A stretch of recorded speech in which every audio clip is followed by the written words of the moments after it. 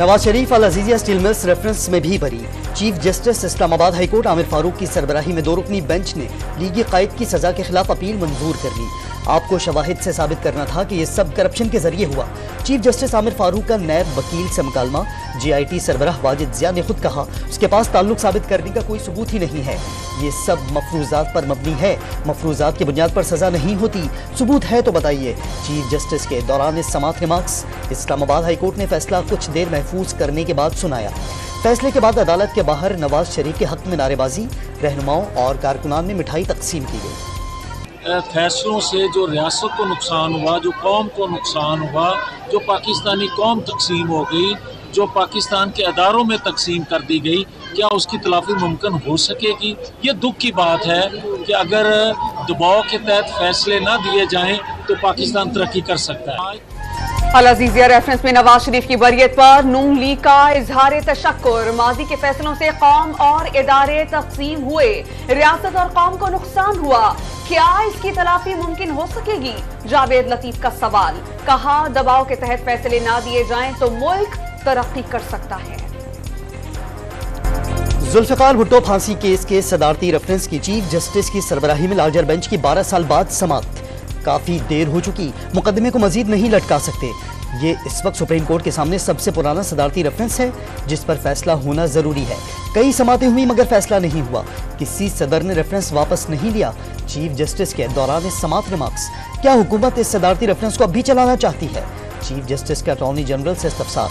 हिदायत हैं कि हुकूमत इसलिए चलाना चाहती है।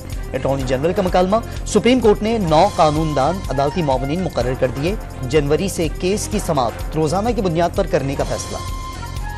जस्टिस मंसूर अली शाह ने सदारती रेफरेंस पर सवालात उठा दिए। सुप्रीम कोर्ट भुट्टो केस में फैसला सुना चुकी है और नजरसानी भी खारिज हो चुकी। एक खत्म हुए केस को दोबारा कैसे देख सकते हैं? सुप्रीम कोर्ट दूसरी नजरसानी नहीं सुन सकती। फैसला बुरा था तो भी सुप्रीम कोर्ट का फैसला हतमी है, बदला नहीं जा सकता। ये आईनी सवालात हैं जिनका जवाब जरूरी है। जस्टिस मंसूर अली शाह के रिमार्क्स। जुल्फिकार भुट्टो फांसी रेफरेंस केस की समाअत के दौरान आसिफ जरदारी और बिलावल भुट्टो समेत पार्टी क़यादत भी अदालत में मौजूद रही। पीपल्स पार्टी रहनुमाओं ने आज का दिन तारीखी करार दे दिया। केस न सिर्फ अदलिया के लिए एक इम्तहान है बल्कि उसके लिए एक मौका भी है। चाहते हैं केस अदलिया पर लगने वाले दाग को ख़त्म किया जाए। जो लोग इस जुर्म में मुलव्वस थे उन्हें बेनकाब होना चाहिए। बिलावल भुट्टो की समाअत के बाद मीडिया से गुफ्तगू। पीपल्स पार्टी ने गुजरावाला में पेंडाल सजा लिया। बड़ी तादाद में जियाले वर्कर्स कन्वेंशन में शिरकत के लिए पहुंच गए। बिलावल भुट्टो खिताब करेंगे। शहर भर में चेयरमैन पीपल्स पार्टी के बड़े बड़े पोस्टर्स आवेज़ां। सिक्योरिटी फोर्सेस ने डेरा इस्माइल खान के मुख्तलिफ इलाकों में इंटेलिजेंस बेस्ड ऑपरेशंस में 27 दहशतगर्द मार गिराए। दराजिंदा में 17 और कराची में 4 दहशतगर्द मारे गए। ऑपरेशन में दहशतगर्दों के ठिकाने भी तबाह कर दिए। इस दौरान 2 जवानों ने जामे शहादत नोश किया। दराबद में दहशतगर्दों ने बारूद से भरी गाड़ी चेक पोस्ट से टकरा दी। खुदकुश हमले भी किए गए। धमाकों के बाइस इमारत गिरने से 23 जवान शहीद हो गए। साइफर केस में बानी PTI और शाह महमूद कुरैशी पर आज भी फर्द जुर्म आयद नहीं हो सकी। मुल्जिमान पर फर्द जुर्म अब कल आयद किए जाने का इम्कान। दोनों मुल्जिमान की अडयाला जेल में ऑफिशियल सीक्रेट एक्ट खुसूसी अदालत में पेशी। 9 मई जलाओ घेराव के 3 मुकदमात में पेशरफ्त। इंसदादे दहशतगर्दी अदालत लाहौर ने अहमद अजहर, असलम इकबाल और मुराद सईद समेत दीगर मुल्जमान को इश्तहारी करार दे दिया। मुल्जमान के खिलाफ थाना सरवर रोड में 2 और थाना मॉडल टाउन में 1 मुकदमा दर्ज है। बकिया सियासी जमातों के इंट्रा पार्टी इंतखाबात से मुताल्लिक नहीं पूछा जा रहा। दरख्वास्त गुजार PTI का कारकुन है, ना ही वोटर लिस्ट में उसका नाम। इलेक्शन कमीशन केस की समाअत करने का मजाज नहीं। वकील PTI अली जफर की गुफ्तगू। PTI के वकील झूठ बोल रहे हैं। अकबर एस बाबर का जवाब। PTI हुकूमत में झूठे केस बनाकर कौमी खजाने को नुकसान पहुंचाया गया। FIA ने भी ठोस शवाहिद न होने का एतराफ किया। अदालत से सुरखरू हुए हमजा शहबाज की मीडिया से गुफ्तगू। रमजान शुगर मिल रेफरेंस में हमजा शहबाज की मुस्तकिल हाजिरी से माफी की दरखास्त। अदालत ने नैब से जवाब तलब कर लिया। जमात इस्लामी ने मेयर कराची के खिलाफ अदम एतमाद की तैयारियां शुरू कर दी। इस बार बंदे नहीं उठाए जा सकेंगे। पीपल्स पार्टी की करप्ट हुकूमत अब सिंध में नहीं बन सकेगी। हाफिज नईमुर रहमान की प्रेस कॉन्फ्रेंस।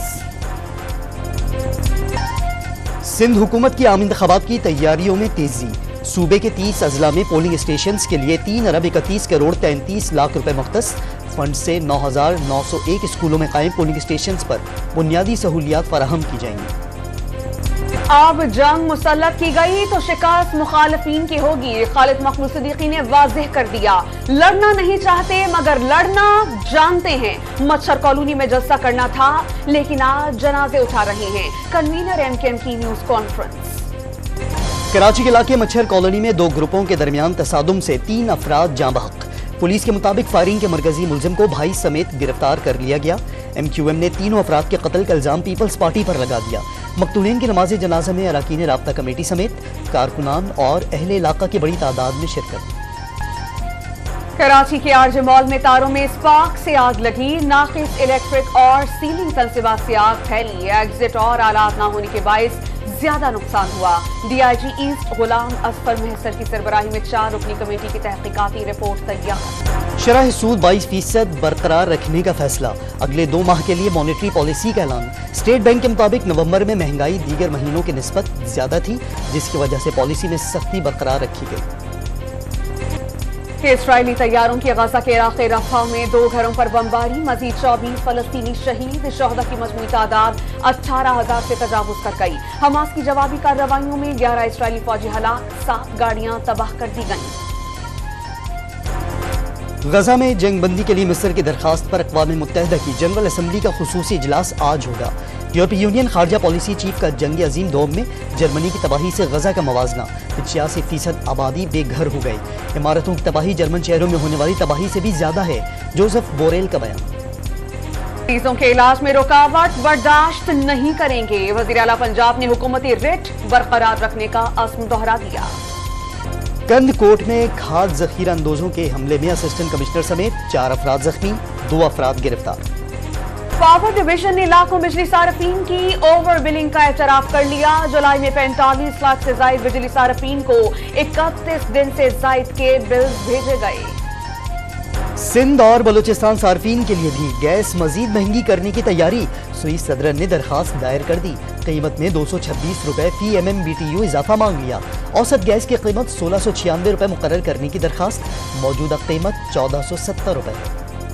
اسٹاک مارکیٹ میں تیزی، انڈیکس 414 پوائنٹ اضافے سے 66,426 پوائنٹس پر بند۔ حج درخواستوں کی وصولی میں مزید 10 روز کی توسیع، 22 دسمبر تک درخواستیں وصول کی جائیں گی۔ انڈر 19 ایشیا کپ میں پاکستان کا افغانستان کو جیت کے لیے 304 رنز کا ہدف، شاہزیب خان، شامل حسین اور ریاض اللہ کی نصف سینچریز، بشیر احمد اور فریدون داؤدزئی نے 3 وکٹس حاصل کی۔ ہدف کے تعاقب میں افغانستان کی بیٹنگ جاری۔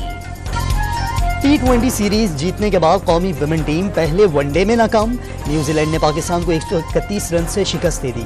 گرین شرٹس کیویز کے 365 رنز کے ہدف کے تعاقب میں 234 رنز پر ڈھیر، میچ کے دوران ندا ڈار چہرے پر بال لگنے سے زخمی ہو گئی۔